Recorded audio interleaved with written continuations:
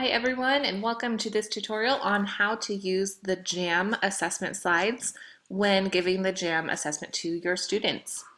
So as you can see, this is designed for when you are doing distance learning or are not able to be directly next to a student when administering the JAM assessment.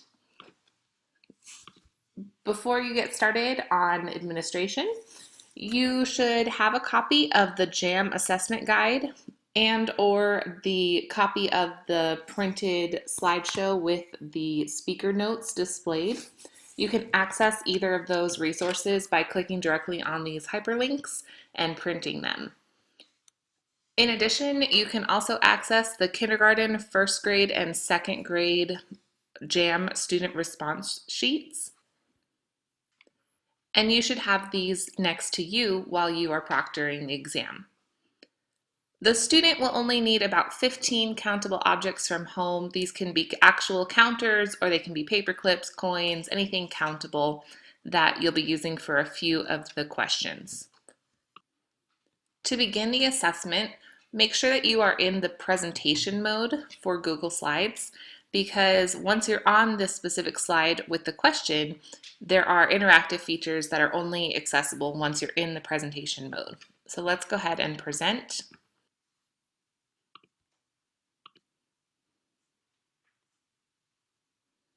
All right, so now we're in the full screen presentation mode, and we can go ahead and go to the first question. So typically I've placed the wording that you need to use when you're asking the student a question at the top of the screen. And for this question, this is an example of when they would need those countable objects from their home. Once the student is able to get 9 objects and possibly show you via Zoom or have a parent check that they've gotten 9 objects, you would make a decision. And the decision is either yes, they were able to do it, or no, they were not able to do it. And then you would choose the green arrow if they were able to do it and the red arrow if they were not able to do it. If you just click somewhere on the slide, it's automatically going to take you to the next slide, which may or may not be the correct next question to ask the student. So let's say the student is able to get the 9 counters. We would click on task 1B. And now we have the next question. You can see that that took us to task 1B as soon as that toolbar goes away. Task 1B is down here at the bottom. And you'll notice that with this question, typically you're giving students counters to hold in their hands and then asking them a question about that. With distance learning or with social distancing, you may not be able to do that. So I've animated these slides. Whenever you need an animation to happen, you click anywhere on the screen, but not on the arrows, and the animation will begin.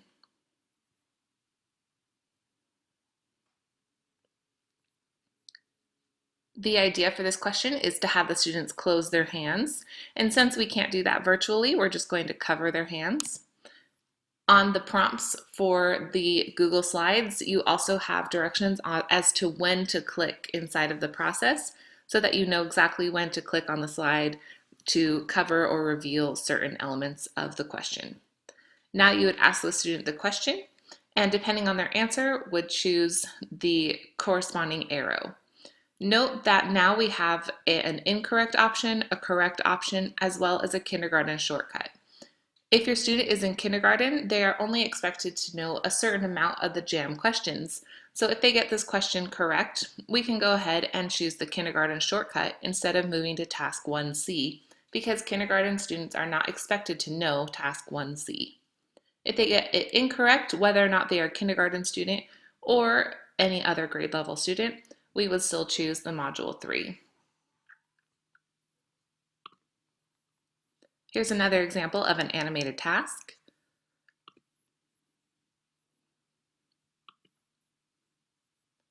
For this question, students are able to opt to remove one of the cards if needed.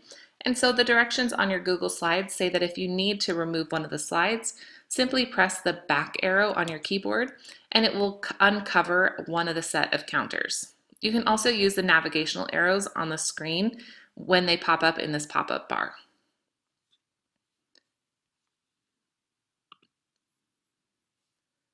All of the questions are formatted very similarly.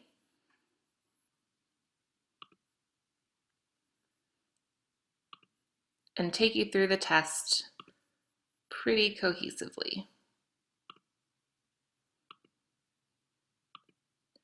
If you notice any mistakes as you're going through these slides or have any suggestions on how to make this better, I provided my email on the very last slide in the teacher notes. And you're welcome to email me directly by clicking on my name and sending me an email with any suggestions that you may have. Thank you so much for learning about these Google Slide presentations for the JAM assessment. I hope they're helpful for you and your students.